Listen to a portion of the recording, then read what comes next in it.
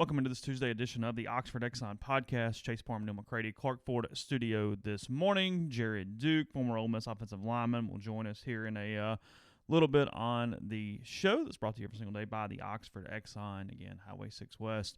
You use your Speed Pass Plus app. It's a good way to take care of your fuel purchase without touching too many things, be as safe as possible in the climate we have going on right now, as well as next door, the Oxford Crystal. Go check them out. Use their drive-thru. Also, when you get up to the window, you can put your name in a fishbowl at any of the Crystal Whatacombo locations across the state of Mississippi. And on April 27th, they will draw out a winner from each location. That person receives free Crystal for a year there with the Oxford Crystal. And then Whatacombo has also been feeding first responders every Friday and trying to do some work in the community as well. And again, we're coming to you from Clark Ford studio. We are Clark Ford's in Amory, Mississippi, 662-257-1900. Call the number, ask for Corey Clark. And tell Corey what Ford product you're interested in. They'll send you a quote within 15 minutes in business hours. Here's what makes them really good. Just yesterday, Laura's car, an Explorer, needed to be serviced. And they came, got it, took it to Amory, serviced it, rotated the tires, all that stuff, brought it back. She didn't have to get out and do all the worry about the social distancing and all that stuff. They take care of it for you. Corey wants to be your car guy and he wants to be your truck guy, and that's kind of what he means. He'll do that for you too. 662-257-1900. Jared Duke, other guests join us on the Rafters Music and Food Hotline. I talked to the people at Rafters last night, so we'll have a little bit of news coming from them here pretty soon. Just remember, when this is over and we get back to something resembling normal, Rafters is be a great place for you to go, hang out, enjoy reuniting with friends and that kind of thing. And then they have the Sunday brunch also, bluegrass brunch, every Sunday once things get back to normal, 10:45, Bloody Marys, mimosas, chicken and waffles, all of that stuff there at Rafters Music and Food on the Square in Oxford. So we'll talk to Jared here in a little bit. First segment, though, we're getting to a bit of a it's a news night. Major League Baseball potentially having some plans for restarting its season. We're getting to a bit of a Thunderdome portion of this quarantine here. Is pretty crazy stuff baseball's throwing at us as a possibility here. As well as I see on TMZ that Dana White of the UFC says he's just found a way to throw fights on an island here coming up soon. We're going to talk about this less, but I did think it was at least worth the. I think Dana's deal actually makes more sense than the baseball thing. It does make more sense. It's just crazier. He says he's securing a private island for UFC fights that have fights every week. Says that he'd like to start this with UFC 249 on April the 18th. They haven't named a location yet, but he wanted to use the venue for 2 months, pumping fights out every week per TMZ. Then he said he's planning to move the Octagon to the island where he'll set up shop and host fights involving massive international fighters. Said that it's not done yet, but it is very close. And the UFC 249 card includes one Greg Hardy as well. So just reading through the list of news there from Mr. White. I mean, you're dealing with fewer people. They're typically pretty creative for all the kind of the jokes. We'll see. I don't know. Well, and it's a short-term deal. Fights one day. The Major League Baseball plan to essentially take all of the players out into the desert, lock them up for 4.5 months, separated from their families, is senseless. But the Players Association's in on this potentially? I don't think so. I've read some players that I follow on Twitter have highlighted that portion and said, no, that's the deal breaker. I mean, look, there's I know my takes on this are not popular. I get it. The way that I love baseball the way most of you all love college football. I miss it. It's a part of my daily existence for 6 months every year. I like it. I don't like it that much. I don't like it so much that these are young people. And there's people on Twitter that are like, well, this is, they don't want to get paid. This is not what you sign up for when you sign a Major League Baseball contract. You don't sign up for this. You don't sign up for 4.5 months quarantined away from your families. I can think of 2 players right now that have wives that are expecting children quickly. Chris Bryant of the Cubs, Mike Trout of the Angels. You're asking them, you can't go back for the birth. You can't be with your young family. That's not realistic. That is not. if that's what it takes to play baseball, and I know what I'm about to say is not popular, if that's what it takes to play baseball safely, then we just aren't ready to play baseball yet. My opinion. Yeah, it's there are parts of this that I just having a really hard time wrapping my mind around. This it talks about a May return date, potentially. Getting them in camp in May and starting around June 1st with all 30 teams in the Phoenix area. Essentially saying that MLB players are low-risk candidates for COVID-19 and that putting them all in one spot would be relatively safe according to health organizations or whomever they talk to here. No fans in the stands, no dugouts. Players would sit in the stands separated. Correct. Oh, there's a lot of stuff here. I mean, it's 7-inning doubleheaders, electronic umps. Like I said, they essentially sit in a biodome, if you will, from no mound visits from the catcher or the pitching coach. Regular use of on-field microphones by players is an added bonus for TV viewers. Again, sitting in the stands 6 feet apart to do a social distancing thing. I don't know. I get the people that I do. I understand. Everybody misses sports. It's been 3.5 weeks now without sports. People miss sports. I understand. We don't miss it that much. That's you don't really want players to do that. Yeah, optically, it makes me very uncomfortable. Just watching that. I mean, it's a lot of like right now. You see they've come out with saying, hey, we talked about this yesterday. You should wear a mask everywhere you go in public right now. I mean, just viscerally, that's a tough thing to see if you go out. I mean, I don't know. There's some mental hurdles at this point of this that are going to be very difficult for a lot of people. That's kind of where I'm at. I just don't. I mean, at this point, from the sounds of that, we're just not ready for that yet. So just wait. I'm of the opinion if you can play the seasons in the respective towns, you can start the seasons without fans in the stands. That's fine. That's fine. But until you can let the players go home to their families, come back to the park the next day, until teams can stay in hotels, until you can do some things that resemble something normal, it's not time for it yet.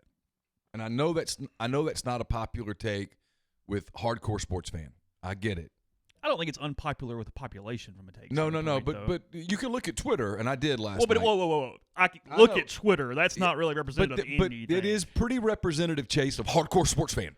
But that wants their sports fan. Though. Who cares? I know. That's what I'm saying. But the people that are doing this, like, hey, that's a great idea. Let's have sports back. We don't want sports back that much. To where people can't be human. Where you're taking players, and people say, well, people in the military. Yeah, well, when you join the military, you sign up for that. When you sign a baseball contract, you don't sign up for 5 months in the desert. Mm-hmm. That's not what you signed up for. It's not really an aside, just kind of a question. And maybe the answer is you get a vaccine. I don't know. But I hear everybody going, hey, we get back to normal life. I think Fosse mentioned this to some extent. When this thing is eradicated or at zero, well, that's never going to happen. No, I wonder what the bar is on. And again, I'm not an expert. Nobody take this the wrong way.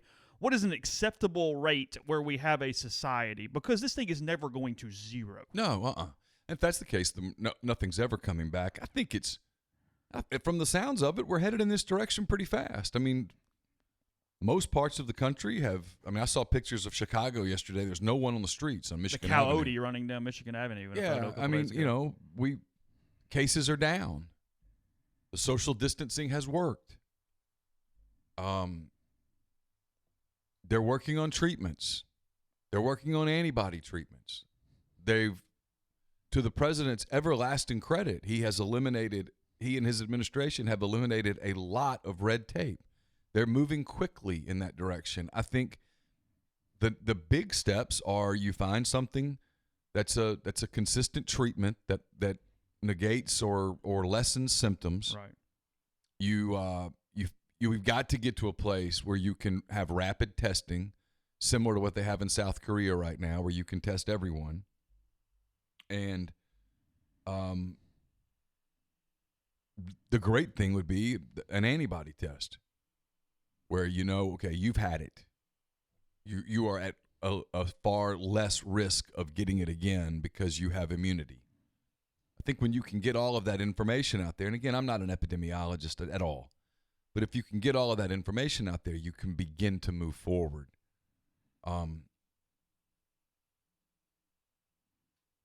I get that baseball wants to play. I want baseball to play. But if it's not baseball, then don't play. Wait till you can play. And look, there's a chance with these spring sports, the NBA, the NHL, baseball to some degree, there's a chance those sports are just going to miss a year or they're not going to finish their seasons. It just kind of is what it is. I mean, I'm still really fascinated with what the fall looks like. I'm not the pace we're on. I think we're going to be okay. But I'm fascinated with what the fall looks like when medical people are faced with the question from media, is it, quote, safe, end quote, for us to pack this stadium? Well, I mean, I think on we're Saturday still, or Sunday. Yeah, I mean, I think our number one view is not even our own country. I think our number one view right now, we everybody knows South Korea has done a pretty good job with this thing throughout. They're having their opening day in late April. Let's see what happens when they do it. We got time to watch them a little bit, see how it goes. If it works well, then you go, okay, there's some path or at least some information we don't currently have that we can use here. Because, look, that's why, well, there's a lot of reasons why. There's politics. There's a lot of stuff here. But that's one of the reasons why everybody's all over the place. You got a lot of smart people that don't agree, and it's because the data sucks. We don't have enough data right now for any real answers to anything. Well, and it's a new virus. Yeah. They're still learning about the virus, not the politics of the virus. The virus. They're still learning about what it does. I think it does something different than what people originally thought that it would do. So they're learning different ways to test it. They're learning about symptoms, all those things. They're still figuring it out. Like you said, smart people. I mean, confirmed cases is a very important stat, but there's still experts here that aren't sure on the actual case number within millions of each other. Right. I mean, so I don't know. I mean, I didn't watch the whole thing. I watched literally about 2 minutes of it yesterday, but I thought I heard Fauci say he thinks, and he made the point. He goes, "This is me guessing. I don't have any data to support this. This is my guess." He thinks 25 to 40% of the population has been exposed to it. But he said, I don't know that number. I couldn't put a science number on that. He answered a question with an opinion. And I'm sure they got taken completely in context by everyone. Oh, I'm sure. Yeah. I don't, I've quit kind of watching the whole news part of it at all. Just, but I read Passon's story. I know that he's one of the 2 or 3 very best Major League Baseball writers in the country. And so he talked to a lot of people, and I'm sure this is being talked about. But if you parsed his words carefully, he brought up a lot of people around baseballs very clearly saying, I don't know. Well, and said it's only one of several options. Yeah. Just looking at stuff right now. It's the one they keep bringing up because it's the one that if you're going to quarantine them in one's place, Phoenix makes the most sense because of facilities. Phoenix doesn't make sense in June playing outdoor, in July playing outdoor baseball every day in July, where the players 14 innings, where the players have to sit in the stands throughout the game. They can't even have the respite of a dugout with the shade. I guess you could put coverings over them to some extent, but I guess you could. Yeah, and at that point, I'm just back to at that point, it's not really baseball at that point. What are we doing it for? A lot of the teams that come from small markets would lose tons of money. In this deal, they'd have to pay more major league contracts because you'd have to have massively expanded rosters to get away with it. Because like I've said all along, you got to have minor league baseball if you're going to play major league baseball. Well, they don't have minor league baseball, so they have to have an expanded roster so that if a player tests positive, he can go sit. If a player gets hurt, because people will get hurt. What happens if a player finds out that his mom tested positive and is in the hospital? He's not going to want to stay there. He's going to want to leave and go be with his family. You have to have expanded. Right? What do you do with all those people? The more you pick that plan apart, the more you go, that's not going to happen. Yeah, I don't see it. I think you've got to get to a point of in the towns, maybe without fans, to have any shot of anything. That's what I think too, where it's more realistic. And then you've got to figure out what you do. Baseballs, especially if they're trying to play this long season, they're trying to squeeze 100 62 or 110 or whatever games in with doubleheaders and such. You're going to have injuries. If you don't have a minor league system, you're going to have 40, 45 people, each organization prepared to play at all times to get through it. At this point today, I don't see a season starting before July 1, August 1, which is kind of what they talked about before. This feels like it's forced. Like, hey, we've got to get back on the field. It's a rush to be first, and it's a rush to maximize TV revenues. And I don't know what was in that call the other day, whether the government is saying we've got to get you guys back on the, and I have no idea. They might not have said that. I don't have any clue. But,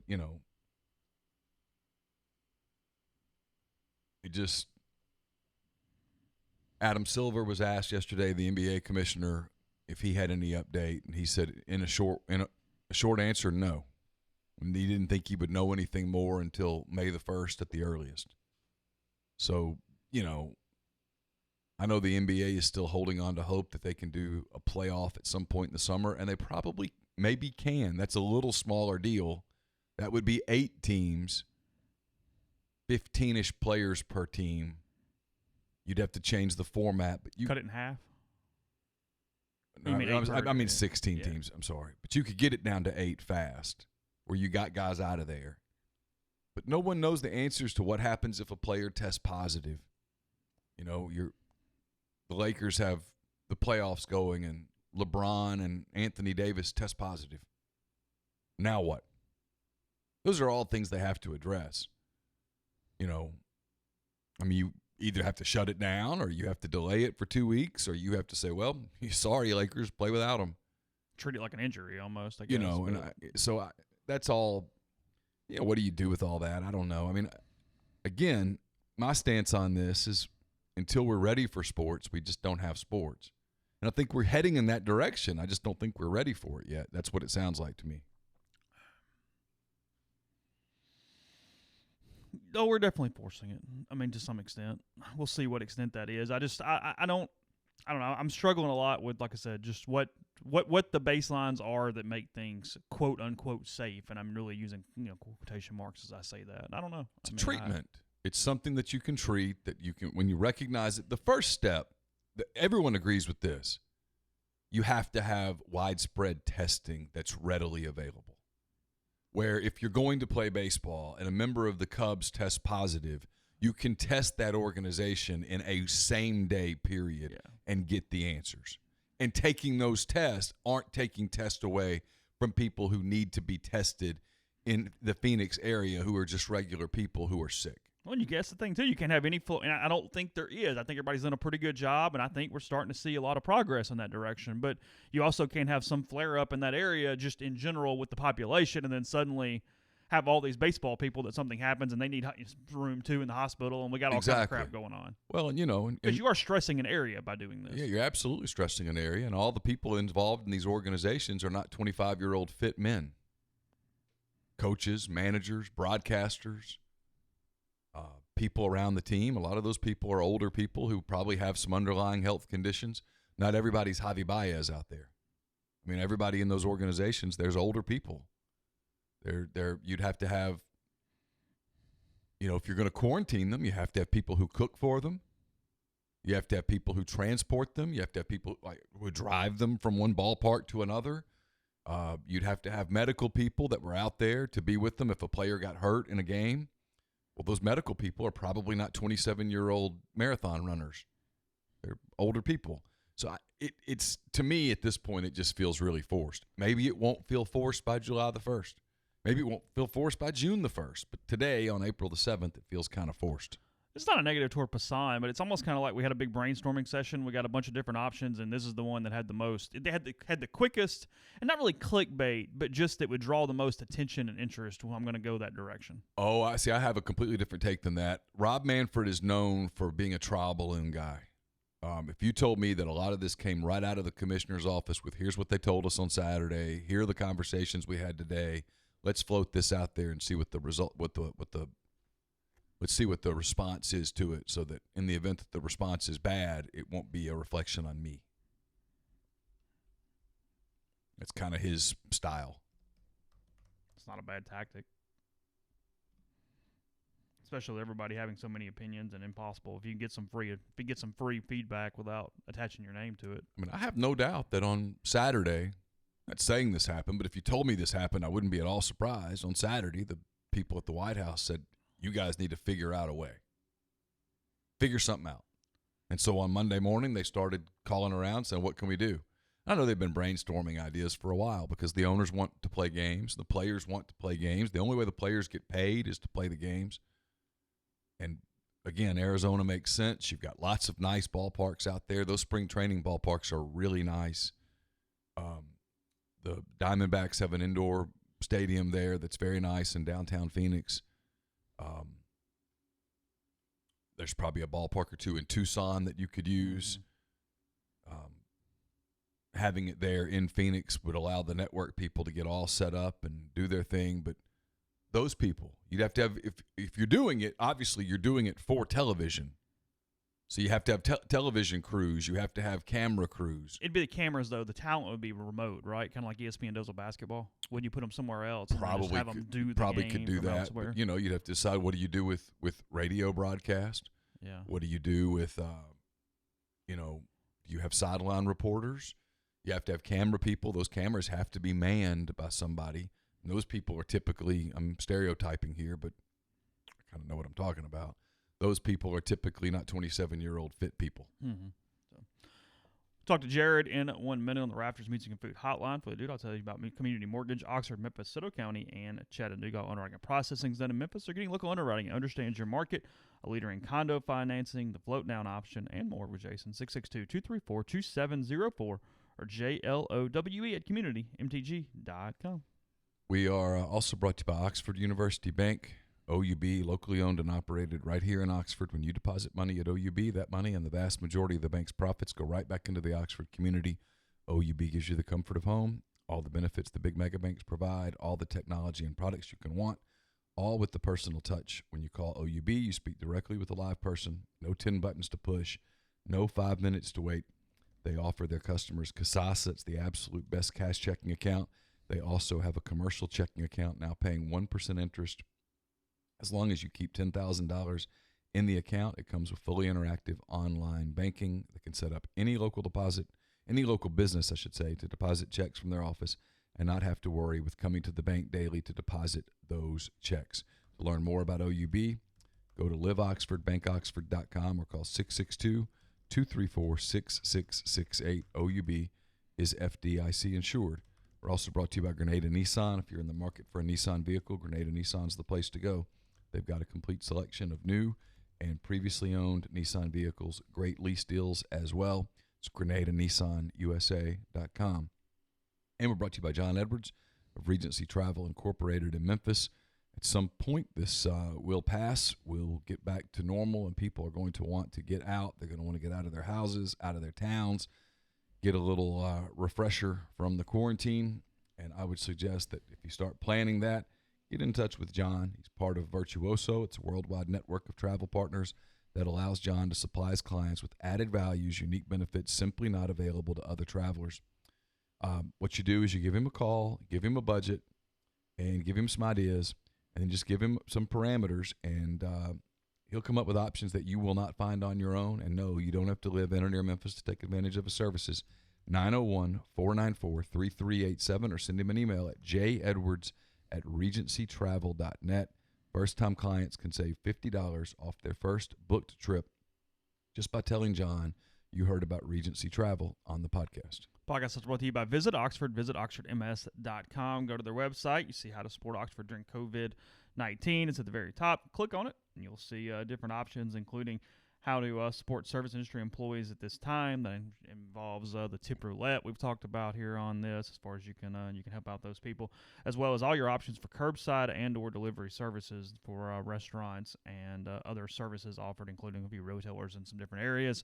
So find that and more if you're looking for it at visit oxfordms.com/COVID-19 update. So that's that. Now we're going to go to Jared Duke on the hotline. If you're in our live stream, just hang out 1 minute, and we'll be right back.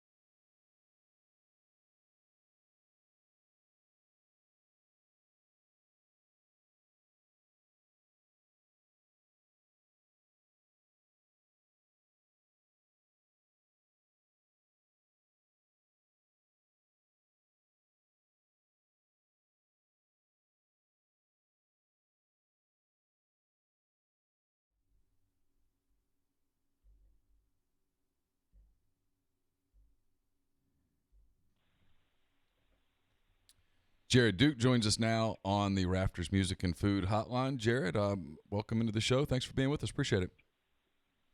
Hey, guys. Thanks for having me.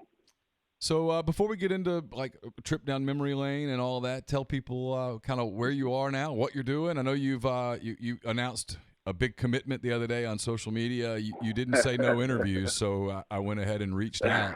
You said respect your decision.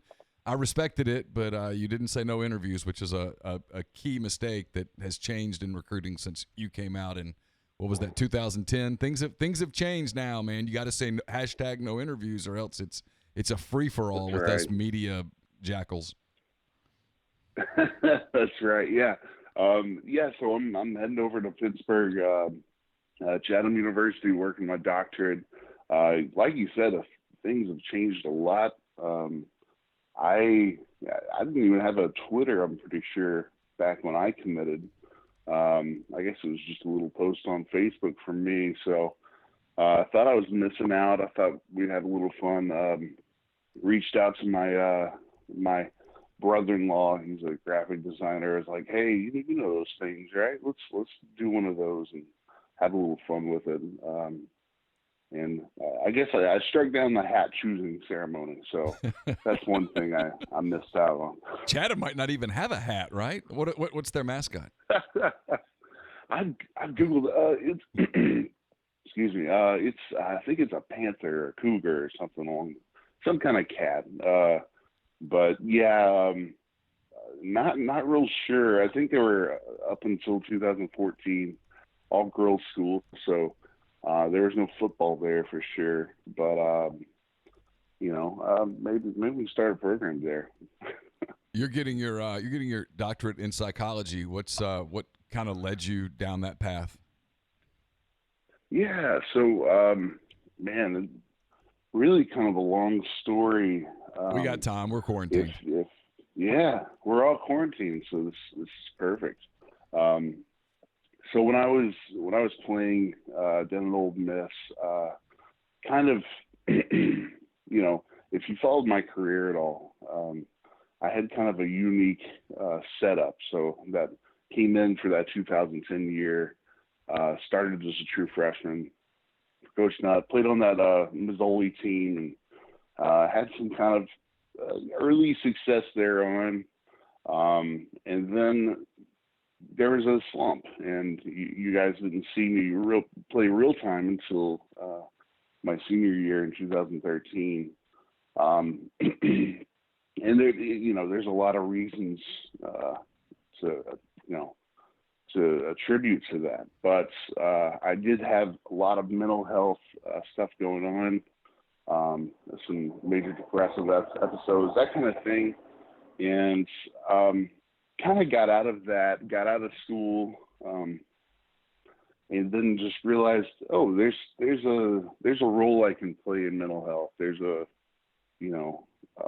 I can help athletes, and maybe there's a world where there's this kind of hybrid position where we can help the the mental side of sports and the performance and that kind of side of things, but also be kind of clinically based in a good science. And lo and behold, there was a thing that existed already called sports psychology. And I thought, well, let's give this a try. And so applied up at Springfield College in Springfield, Massachusetts. That's where I am now. I'm finishing up my master's in athletic counseling there. And from there, I kind of more of a generalistic, I guess, holistic approach to mental health kind of took hold. And I decided, well, I need to maybe go on with this and become the best clinician I can be, and maybe just become a psychologist, which, if you'd asked me when I was, a freshman in college, if that were ever in the cards for me to be looking at a doctorate, I would have laughed at you for sure. But it's been a long road for sure, and an exciting one. But it's cool to be in this field that kind of passionate about for a good reason. And I think a lot of clinicians get into it because they had a past in some form of mental health struggle or something along those lines. And that's where you kind of find that energy. Yeah, there's a tremendous need for it in the general population, in the sports population, the different people. I mean, sometimes I think about it when we're covering college football, and you talked about your experience. You forget sometimes doing what we do how young the people are, the pressure that's on them, how a lot of them really are not. They're not prepared for that pressure. And then the one thing that I always think about for so many of these, especially elite players, when they get to the college level, they've never really failed before, and suddenly failure happens, and they're not prepared for it. That's exactly right. And then I was actually this quarantine's given me a chance to kind of breathe a little bit, especially in grad school, and I've actually picked up Call of Duty, and I've played it a little bit. And I played with Justin Bell. You probably remember him. Yeah. Awesome dude. I played with him just last week, and we were talking about this, and just talking about kind of the differences. I'm the head counselor for our Springfield College football team right now, and just the differences that level. Obviously there's plenty of struggles, and we've encountered a lot this year, just especially with the quarantine and everything. Plenty of issues at that level, but kind of when you raise the stakes, the lights are a little brighter. The money's definitely a little more, and those issues don't go away. And then you add some new issues, and then we talk about athletic identity and how that's just kind of wrapped up into everything they are and everything they do. So yeah, there's a lot of issues kind of built into going and becoming an elite athlete, and it doesn't stop when you stop playing your sport. That's sometimes when the issues begin, and then you in some cases like my own, some mental health kind of sets in. Mental health issues, those kind of pathologies might set in your late teens and early 20s, and so you've got guys who are just now leaving home. They're under all the lights, all this pressure, and somehow we still expect them to perform like they're not. Those humans are going through massive change and massive, habit building and gray matter building periods of their life. I'm curious. You brought this up as kind of on a little different topic, but you talked about the quarantine. Quarantine's new to us as journalists too. It's one of the things that I'm most fascinated in. You played at the SEC level. You never had a quarantine during your career. You always had off-season programs. You were an offensive lineman. I think you correct me if I'm wrong, but you came in, you had to lose some weight. You always had to battle to stay in shape and some of those things. Put yourself in these guys' shoes, like these guys that are either coming into college as freshmen or they've been in college for a year or two. All of a sudden, they don't have access to their college strength program. They don't have access to a strength and conditioning program, especially from a lineman standpoint. There's a part of me that really thinks if what I believe happens, which is a lot of these guys don't get to report until late July, early August, and they haven't really had the benefit of working out in any kind of supervised way, it's going to be a hot mess, isn't it, for a lot of these guys when they get here? There's really nothing they can do about it. Well, I think you're right. When it comes to the new guys, for sure, that there's going to be a problem. When there's kind of this built-in accountability, and you get a little older in your career, you kind of understand what an off season should look like and the development that should take place in the off season. So, but when you're new, you're kind of going back to your regular summer, and you're going back to your regular, habits, and maybe not working out as hard as your strength and conditioning coach could get you to work out. So, and especially for offensive line, there's so much growth that needs to happen in that summer, building up to it. I absolutely have several concerns for that. Now I've always said that there's two kinds of shape when it comes to football. There's actual football shape and conditioning shape, and I've never gotten either one of those, but I try my best anyway. But it doesn't matter what kind of shape you go into camp. It's just different. You're going to be broken down in a different way. So I think in terms of football shape, if there's a camp that happens, there might be less of an issue in terms of being in shape for the season, and mentally being in shape for the season is kind of my concern, because that summer's a grind, especially your first summer. I think I was Chase Hughes' roommate, and he had come a semester early his freshman year, and he was kind of a monster in the weight room anyway. He was always really, really good, and I was just trying to catch up my freshman summer. I would go home. How is this happening? How are you able to hang out and stuff? I'm just tired all the time. So there's a lot of development that first summer that needs to happen, both mentally and physically. And so it should be interesting. I'm really interested in what decision gets made on behalf of the athletes, and hopefully someone who understands, I guess the mental side of things and how that can wear someone down, plays into that decision. Mentally and physically, I mean, in your mind, how long would a camp or a preseason be required or necessary to be able to be safe? I mean, or however word you want to put relative context on that. I mean, how long do you feel like it would take to be in position to play?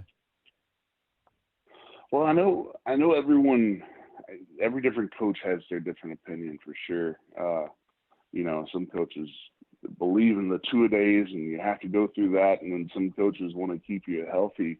I guess that's kind of where your roster is too. So it's about keeping guys healthy and making sure, they even make it to the first game. So it's going to be an interesting, it's going to be an interesting thing. I think obviously you need to have your first, your camp, your fall camp is going to be incredibly important. And then, everything, the whole summer is kind of a ramp-up program for camp to get ready for camp. So throughout the summer, you're kind of building that, I guess, that grind and everything, and it ends in camp. So, it can kind of be a grinding process itself when it comes to, having to. It can kind of get long and seem unnecessary, and then also if you have an opponent like I think Ole Miss has Baylor coming up immediately, you might want to spend some time actually installing for that team, and that might be a part of camp. Whereas if you have kind of a softer schedule in the beginning, you can kind of focus on those fundamentals and actually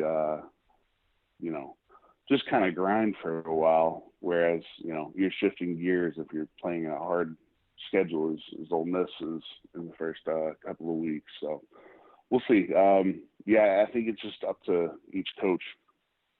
If you were a player, how much, assuming that the season starts before there's a vaccine, how much would that be on your mind, if at all? I don't know. I mean, I feel like there was enough, chaos is kind of a big factor in this game. And I think that you kind of prepare for chaos throughout the season. and you're ready for changes, and the coaches are kind of drilling that into your head. And this is kind of more of a, they're getting you ready for chaos within the game, but this is more of a, I guess, a meta chaos that's happening. And so there's no way to prepare for, I guess you would look at it as if you're preparing for a bowl game or not. If you're going to keep on if you're going to have an opportunity to play, you get ready for that no matter what. So I could see that happening. There's going to be, if there's an opportunity to play whatsoever, you prepare like there's going to be an opportunity to play. If there's not, then, you prepare it, and maybe you feel like you wasted your time a little bit. So yeah, it's a weird transition here, but I don't know. I think hopefully there's a number of case studies that can be written about this upcoming season, just in the world of sports psychology alone. Maybe I do need a dissertation topic, so maybe I need to pay attention a little bit, right? There might be plenty available coming up here soon. Let's take a little trip down memory Absolutely. lane. Yeah, you played on some of the more fascinating Ole Miss teams. To me, not necessarily the best ones. You played on one of the absolute worst ones, but it was a fascinating time. Like, you talk about a study in psychology. You were around two guys that, especially the end of Houston Nutt, the beginning of Hugh Freeze, there's a lot of psychology you could get into there. Yes. Before we get into 11, because 11's fascinating to me, I could write books about the 2011 season. We always say Masoli does not get enough credit for what he did in 2010. You were on that offensive line as a freshman. I'm sure you were swimming the whole time. But looking back on it, how much did Jeremiah Masoli cover up what was actually going on inside that program? Yeah, you talk about poise. I mean, that guy, he just had it. When it comes to, so my first start was against Nick Fairley, and I think the first play of the game, I'm a little 18-year-old, and Nick Fairley's just a giant human being, and had heard all about him on the radio and that kind of stuff. And, I think my first play, he swims me immediately and gets in Mazzoli's face. I talked to him after the play, and Mazzoli's just as cool as can be, and he's just he's like, yeah, man, well, maybe do a little better next time. That's cool. And I mean, he somehow avoided the sack, and I always say, like, my first start was against Nick Fairley. He got one tackle for loss. I held him to one tackle. No, I didn't do any of that stuff. That was Jeremiah Mazzoli. That was him just evading tackles and being Jeremiah. I mean, it was just he made my job incredibly easy. And that was just the first thing I noticed. Like, oh, I don't know. I can make mistakes here, and that helps as a freshman for sure, because it took a little bit of the pressure off. But the fact that we were in some of the games that we were, LSU that season, we were, I guess, a play away from winning. Arkansas. Some of those games, yeah, absolutely. Arkansas, that was the rainy game for sure. That was, I think we had a couple different lightning I remember that. There, that day was forever. Yeah. That was miserable. That was a long day. Yeah, I remember that's when I got thrown in for the first time. And just stopping and starting, that was not a fun process whatsoever. But Jeremiah was absolutely the X factor of that team. I agree wholeheartedly. Covered up a lot of flaws on that team. You mentioned 2011 was a time that there was stuff going on for you personally that was impacting you mentally and stuff. So I don't know how dialed in you were to what was happening, but did you see that season unfolding the way that it did when it just completely went to hell? Were you at all surprised, or were you like, yeah, this has been coming for a while? You started noticing it. I wouldn't say that it's something I saw ahead of time. Like you said, yeah, I wasn't quite in touch with the team that well that year. But at the same time, you get 12 chances, and you work really, really hard. And there's not a single day where your energy, either mentally or physically, doesn't go to those 12 chances. So going into it, you'd go crazy if you didn't convince yourself that you weren't going to succeed. So I don't think going into it, and I was definitely new to college football anyway. Being a player anyway, and I didn't quite see that coming whatsoever. Just based off of I had to convince myself to wake up every morning and actually work towards something. Yeah. So you can't convince yourself that that it's not going to be worth it. But it started falling apart as you guys have documented for sure. It started falling apart, and things got really weird. Obviously when you hear those rumblings of this coach that has kind of brought you in, and there's a certain amount of loyalty to Coach Nutt, and obviously a lot has been said about Coach Nutt, and very accurately been said about Coach Nutt. He's a character, but there's a certain amount of loyalty that you have to a guy who kind of brought you in. Sure. So that's kind of a weird process, right? Like yeah. You're navigating this, and you're losing, but you're also somewhat supportive of this guy that you've kind of trusted this whole time. So, it was just a really weird season. And then suddenly practice got a lot easier, and things started mattering less when it came to our actual performance. And by that time we knew, okay, it's pretty much over with. Yeah. That's what I remember. We're looking at a new coach.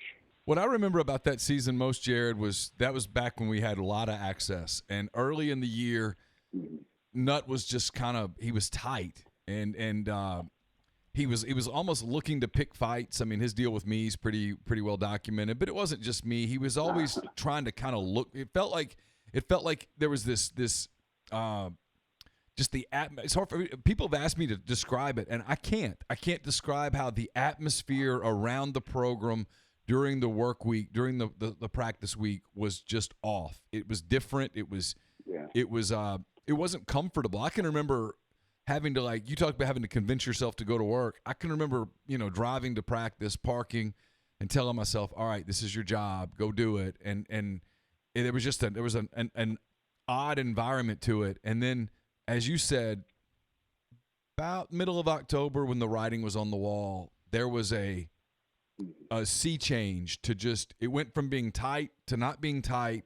It was just a go through that team went through the motions for the better part of half of a season in a way that I had never seen before. Yeah. And now that you're bringing it up, I do remember a few different things. There towards the end of 2010, I think there started becoming a bit of a substance issue on the team.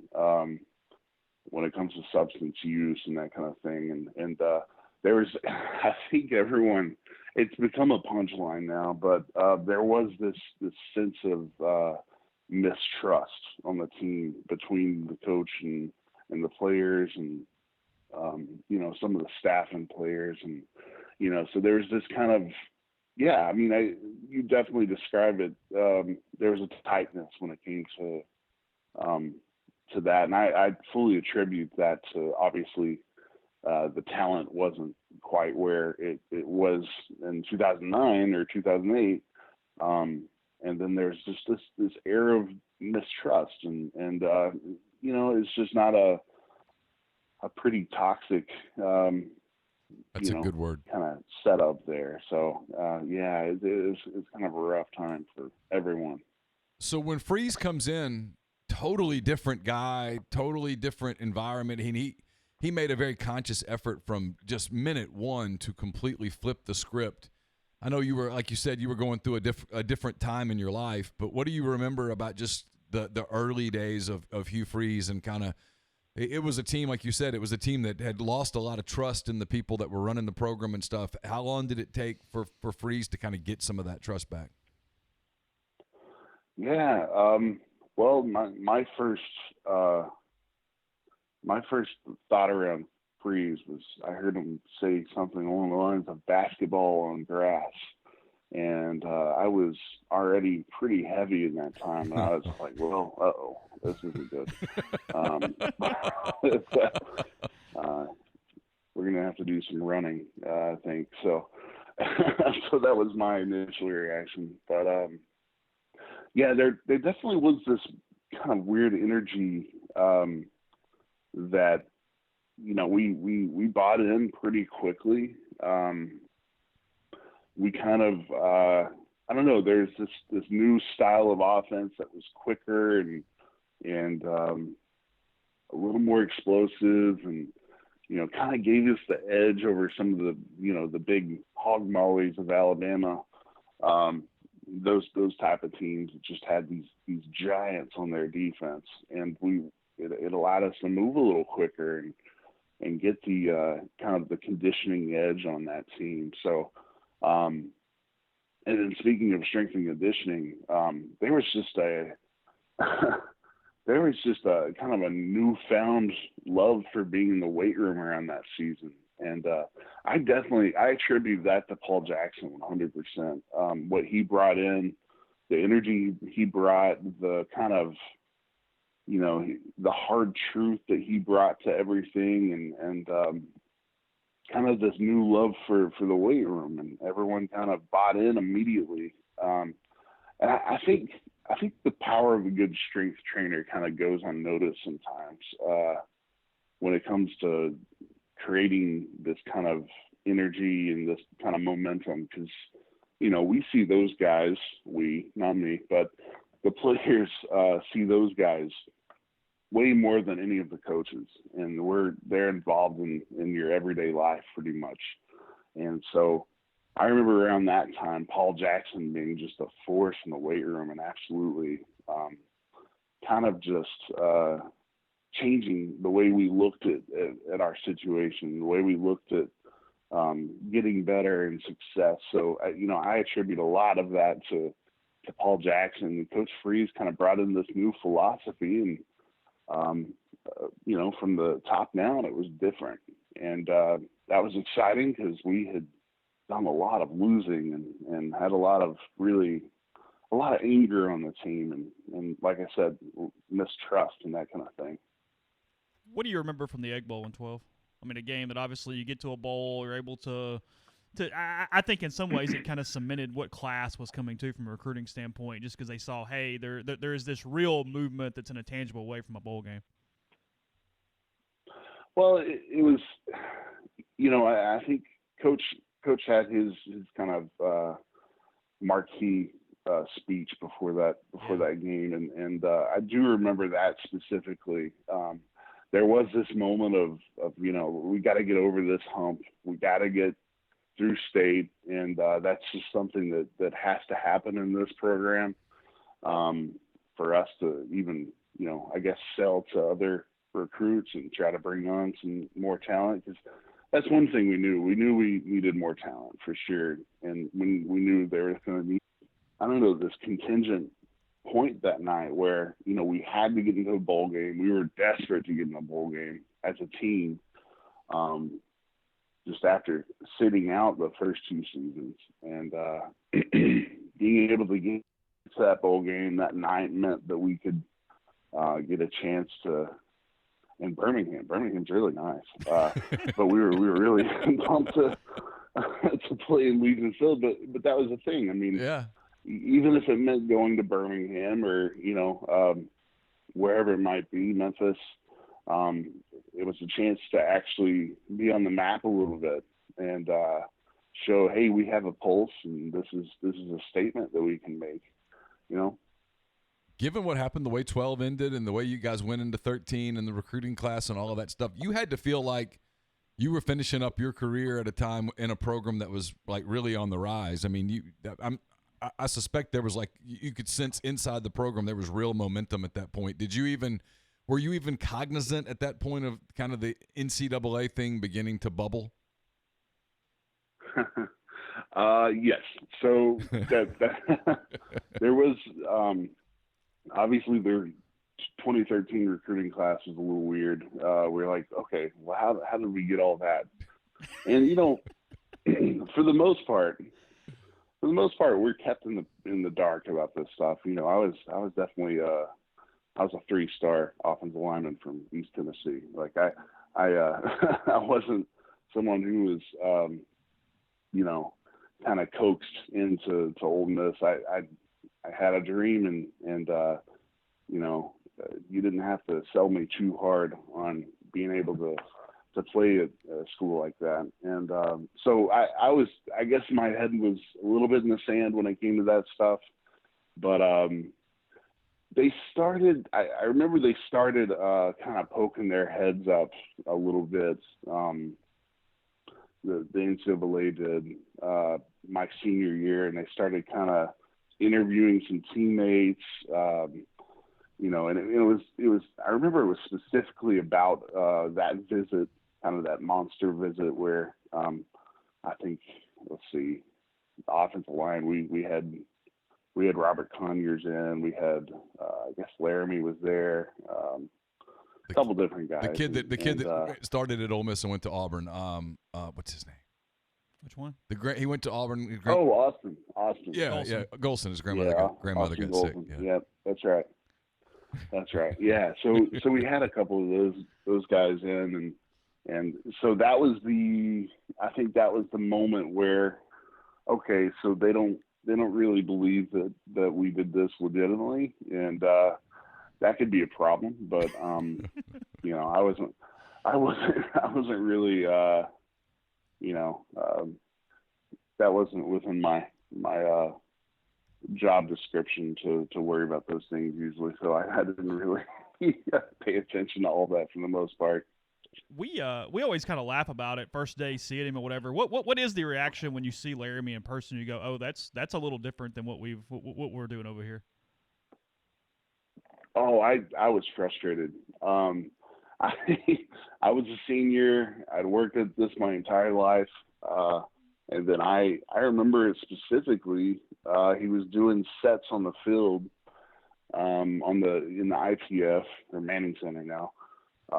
And I watched him. I don't know who he was going against, but I was like, that's not fair. That's not fair whatsoever.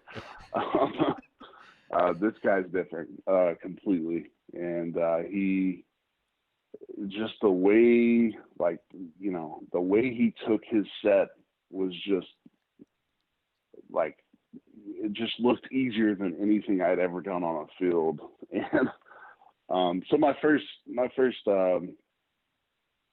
reaction was a little, I guess, jealousy. It's just like, man, this freshman just came in here and he's better than I'll ever even dream of being. And then finally it's like, oh, well, he is on my team. So that's kind of cool. And then my senior year, I got to play next to him, to start there next to him. And man, that was, he made things a lot easier, even as a 18-year-old, surprisingly. I mean, this guy was so just gifted. We would do, different switches and stuff like that. And it was like driving a sports car. It was just really, really nice to have him there on my hip for sure. He was always kind of quiet and thoughtful with us, but we didn't talk to him much. They didn't really allow that. But Freeze was afraid we were going to ask Laramie about recruiting. That's why we never talked to him. What is his personality though? I mean, what's he like in the locker room and just in general? Is that right, or is he a little louder than we give him credit for? Oh no. I remember always kind of joking around with him because, like I said, we all saw it. We all, we watched him set and we're like, wow. I think several of us were watching him do his pass sets for the first time and just like, wow, this this is something right here. And then, you know, and I can't speak for him now. I haven't talked to him for a while, but he just had this kind of humility, the spirit of humility, and really humble, kind of soft-spoken guy. And I used to kind of, I don't know, not haze him a little bit, but kind of just talk to him and joke with him, like, Laramie, you got to be humble, man. I know you're good, but you gotta chill out, man. A little humility would be great. And you know, that was kind of a bit I did with him a lot. And you know, of course, he never showed any kind of ego whatsoever. So just all around good dude, and I'm happy for him. It looks like he's still doing pretty well in the NFL. He's looking at a pretty big contract coming up, so I'm really happy for the guy. That he was all around just kind of a quiet, humble dude, and obviously really impressive on the field. Last couple of things. Was the highlight for you the LSU win that senior year?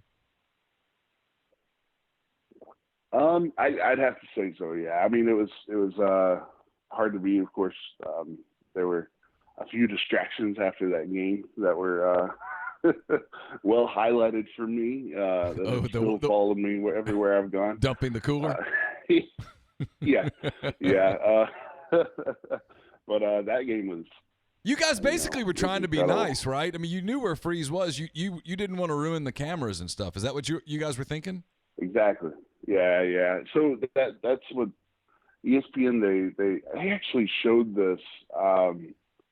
SEC Network, their Instagram. I got tagged on it. I didn't follow them, but I got tagged on it. They showed that clip the other day on their Instagram account, and I had fun reading the comments there. But you know, we saw them almost immediately. We ran out there. The thing was, we were going to do it a little earlier, and then our trainer made us, because we had a bucket of water, actually. And apparently in the Gatorade contract, you're not allowed to do that. You're supposed to have one of the colors of Gatorade to dump the coach in. So they called us back, and they made us get a Gatorade container together. So we put 2 Gatorade containers into one, so we even had enough liquid. And then we went out, and we did miss him at first. We didn't know where he went. And then all of a sudden we saw him immediately. And then, yeah, he's surrounded by cameras. And we're like, all right, we got to hold off on this. 'Cause, you know, those cameras are pretty nice. His wife is there.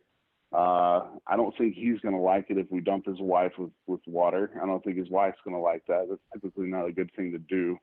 So I was like, all right, Junin, let's kind of hide it, I guess. And they took that shot later on. They took that shot of us hiding the Gatorade container facing away from the coach. And they're like, oh, well, they never found him. But so, yeah, that one's stuck with me a good while for sure.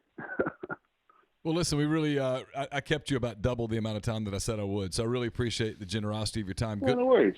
Good luck to you with the quarantine and with your doctorate, and we hope to stay in touch.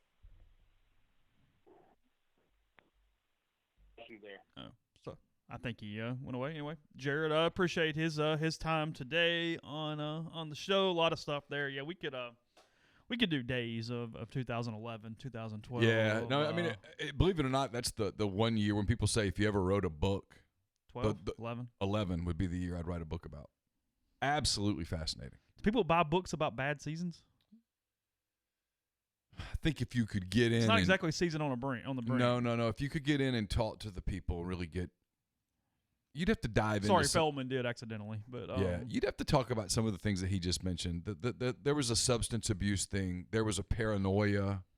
To me, that's more interesting than motivational coach comes in. Maybe this is my personality. Motivational coach comes in and they rise like a zenith.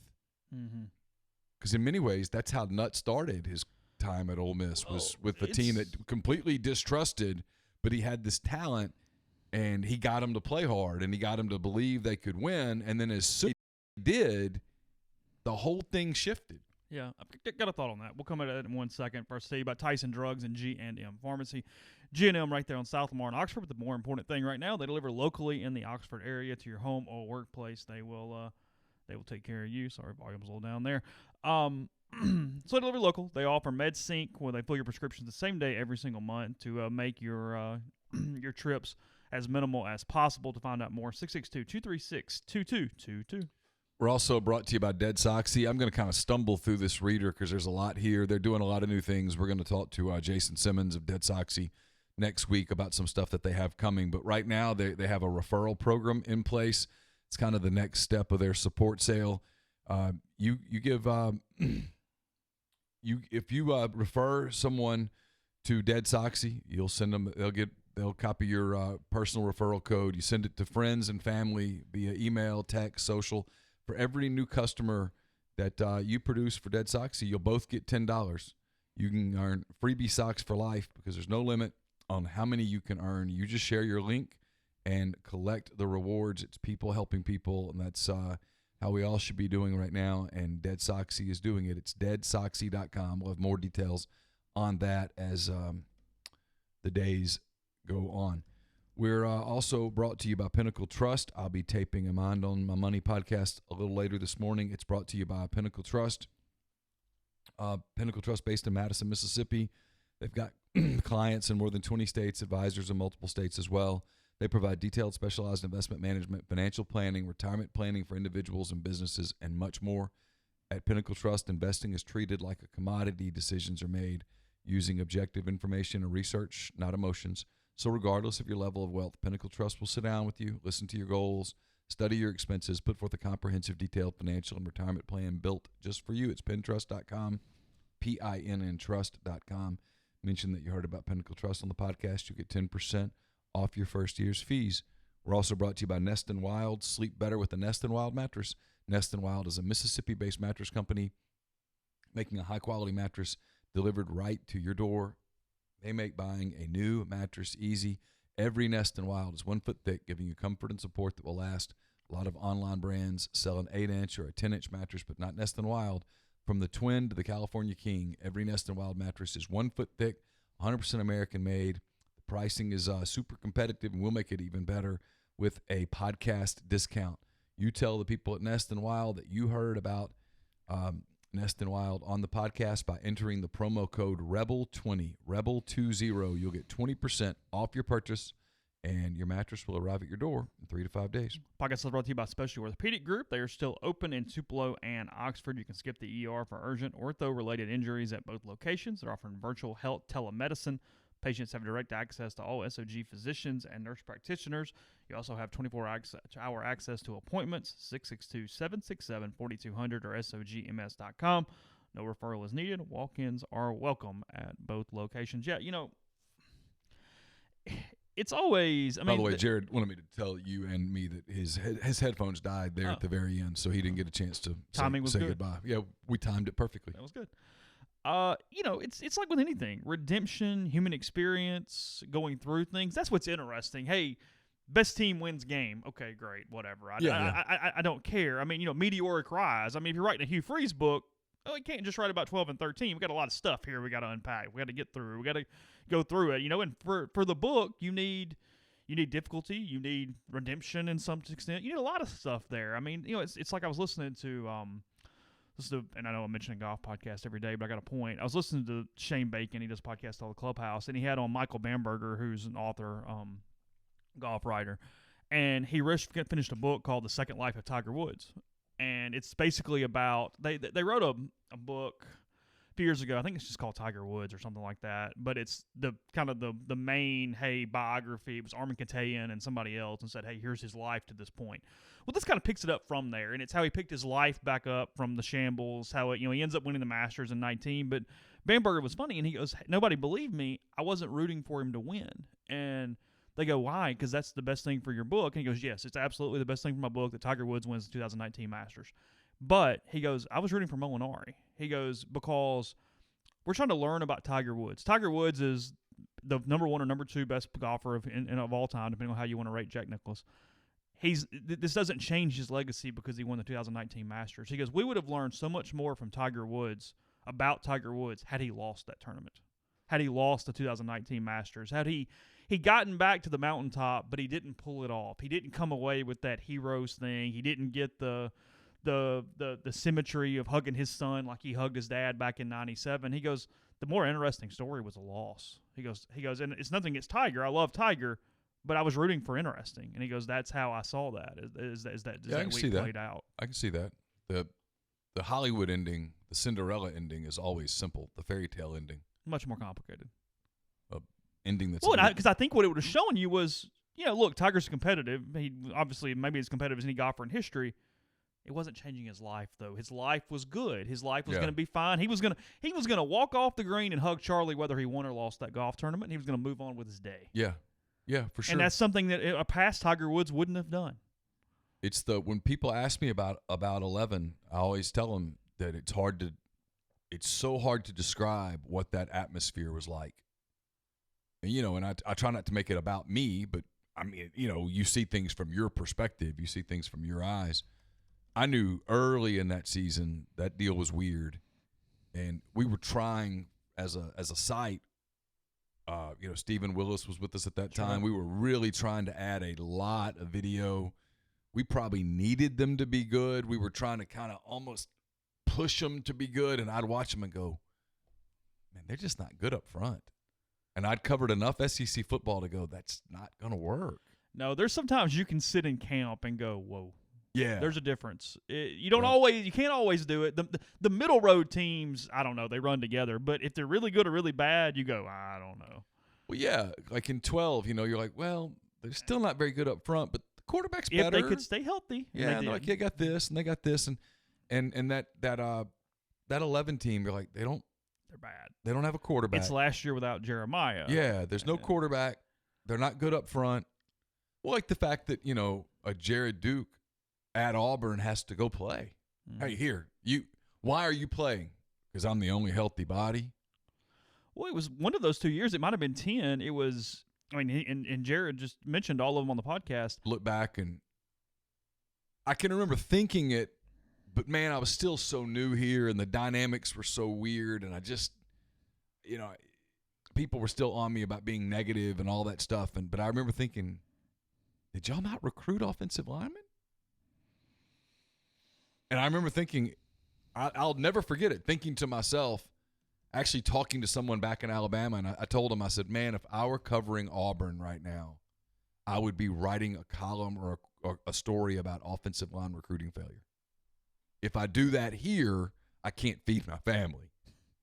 And so, I didn't do it, but you saw it happening. And then in 11, when it all began to fall apart so fast, really that week of the Vanderbilt game, and in the days after that Vanderbilt game was so bad from an optic standpoint, watching it on the field, that even the biggest Ole Miss fan, even the person who I'm not talking about any one particular person, in general, even the most optimistic red and blue, you knew what you were seeing. And there was no escaping it. And I went and got that quote from Pete Boone. Well, that was my point. Pete Boone, who typically is not going to give the media much, very, hey, let's wait and see. Unacceptable. That was the word. Unacceptable. Because, again, if you had watched the game. You just saw it. You knew it. Yeah. You knew there was no coming back from that. Because he was standing in that open area down there stewing, basically, for the fourth quarter going. Yeah, and I can remember saying, I'm going to go ask him. Expecting to get nothing. But I got something. And then I followed up, and, I can't remember what else he said, but that one word was there. Well, and then I asked Houston that, and he didn't like it. And he was pissed. And that was – he never liked me anyway. That was the last confrontation. And that was the last straw. Yeah. At that point, he decided that I was public enemy. And so I showed up at practice the next Monday, and guys on that staff who normally would speak would not speak. And they came back later and told me it was because they were told they couldn't. It went from there to when it was just completely over at Kentucky, where he finally used your name for the first time. Used my name for the first time. Yeah. Unbelievable. The only other times he would use my name would be if he called me about something. Because obviously, Well, recruiting, he wanted stars at the end of the cycle every hey, time. what do I have to do? Look, there's a method to this. Houston would call, like, say signing day is February 4th. He'd call, like, January 30th and go, hey, I need whatever. And it's like, what can I do to get into the top 20 like or whatever? Houston. I'm like, man, nothing. It's over. I mean, it's done, yeah. The hay is in the barn. And he would get frustrated because I think with other people he had a different level of pull. And well, but to Rivals' credit, we switch things at intervals. We don't just move guys up and down throughout the year. And if you're past that point, you're past that point. But that would be the fascinating thing. And to do it well, I'd have to sit down. And this is why I don't think it'll ever happen. I know it won't. I'd have to sit down for hours with Houston Nutt. Yeah. And have a real meaningful conversation where we talked about things. That would actually be fascinating. In fact, people ask me sometimes, what's the one interview professionally you'd like to have? You think that's it? It might be that one. Really? But a candid one, not to beat him up, but to wonder where, because he would tell you, and I think there's some truth to it, he would tell you that he never felt like he had the full support of the athletic department. He never felt like Boone was completely on his side. He never felt like he really had the resources necessary to get it done here. And it's certainly possible that he didn't. Whoever's fault it is, I don't think he ever believed he could win big here. Right. I think he thought those Cotton Bowl years were sort of maxes for him in some way. He probably would tell you, if he were being completely honest, that he would have benefited from a year off after Arkansas. He was tired after Arkansas. He had that first kind of second win year where he did a pretty good job of getting them back into everything in 2008, and then he got tired. Well, he was motivated. He wanted to show Arkansas, and he did. Yeah. But then he had to go recruit, and I don't know that they had the energy to go recruit. Because he gets, obviously, look, they were much more talented. They should have won the game. But those South Carolina Wake Forest games, they lose that year in 2008. Vanderbilt too, yeah. Yeah, he was building his team up from nothing from a psyche standpoint, though. I have a hard time getting on him for that. Yeah, no, I don't blame him for that. And if anything, I defend him for that. Yeah. People talk about how they lose those games. Like, you don't understand the psyche of that team. They were as beaten down as any group I've ever seen in my life. And they didn't trust. No. I can remember that. I've talked about it before, that Parade Jerry speech late in fall camp that year with, damn it, you guys have to listen to these guys, because players were like, man, I've dealt with coaching. I don't trust coaches. They didn't trust authority. Mm-hmm. I mean, I won't name names. There was a boy that I coached on one of Carson's teams who clearly had some authority issues, and you can't get through to that. It takes time. Yeah. I mean, he never, if I coached him in any particular way, like especially it was a basketball team, and he basically thought if I'm past half court, I'm shooting it. And I would say, that's not a good shot. But the next time you take that shot, I'm taking you out. And I'd have to follow up and do it, and he just would stew. There was no getting through. And that's a not a great analogy, but you know what I'm saying. There was a team full of guys that they'd been burned. Steer Parade wore the chain around his neck half the time. Yeah.